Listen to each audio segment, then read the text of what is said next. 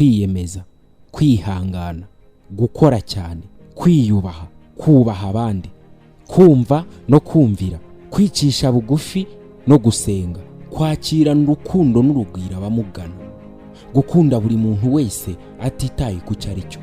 Hanyuma bituma yiteza imbere, yimuka ku cyiciro kimwe cy'ubuzima ajya mu kindi. Uyu munsi uramusanga mu iduka riherereye mu isoko rwagati mu mujyi wa Kayonza mu murenge wa Mukarange.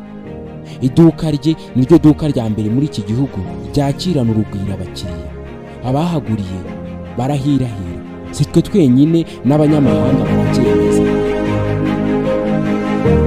I swear to God, in this country there is no shop like New Vision shop. Ndahiye kumana ishobora byose. It is the best. Ntabwo kandi nigeze mbona ryiza nka New Vision shop chez Japhet and Family. Ni irya mbere nahaguze amasafuriya n'ibiyiko, narabikunze kandi uburyo bita ku bakiriya byo ntibisanzwe. Narabakunze, murakoze cyane. Yitwa Charles Ariel Berg. Ni umuzungu w'umwongereza wakoze ubukerarugendo mu karere ka Kayonza agana mu Kagera, maze ahitamo gukambika i Kayonza anyarukira muri New Vision shop chez Japhet and Family. Ahagura ibikoresho byiza byo kwifashisha. Byamutunguye kubona abanyarwanda basigaye bagira ibikoresho bimeze gutyo. Abanyamahanga bo ubwabo kuba baza bakatwirahira ni ukubera yuko dufite ibikoresho by'akataraboneka ndetse n'ubuhanga mu gutanga serivisi. Ibi ngibi nibyo Japhet yakubiye mu iduka rye, maze abazanira ibikoresho byiza, abitangana na serivisi nziza. Ikibazo cya mbere uhise wibaza ni ibikoresho bibarizwa kwa Japhet muri New Vision shop.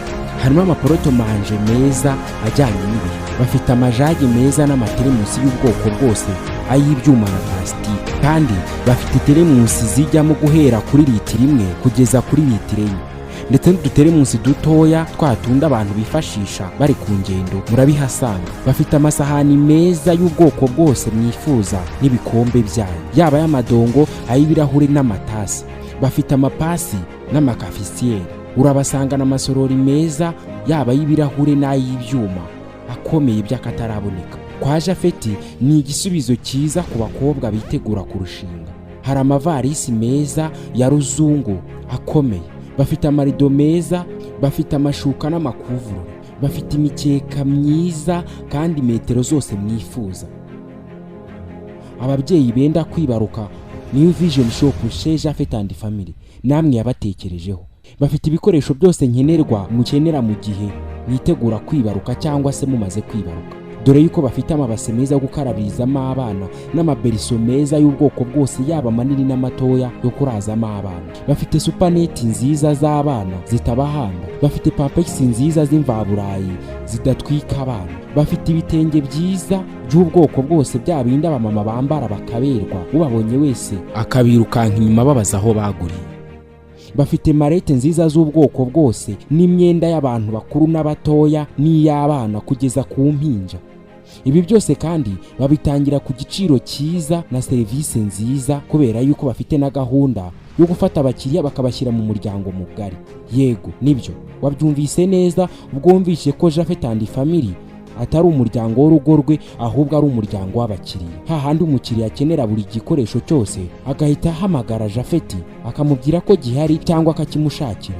Muri New Vision shop chez Japhet and Family banga umwanda, bakunda isuku. Ni nayo mpamvu babazaniye puberi z'amoko yose, zaba inini n'intoya, ndetse na za zindi mushobora kubikamo imyenda yashaje mukayitandukanya n'imishya. Ukeneye kubavugisha wabariza kuri nimero zikurikira: 078 58 00 90 cyangwa kuri 0728 17 965.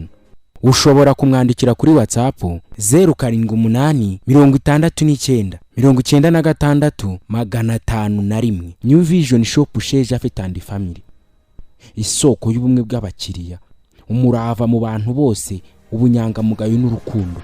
Nimuze tubahe ibyo mukeneye byose ku giciro mutasanga.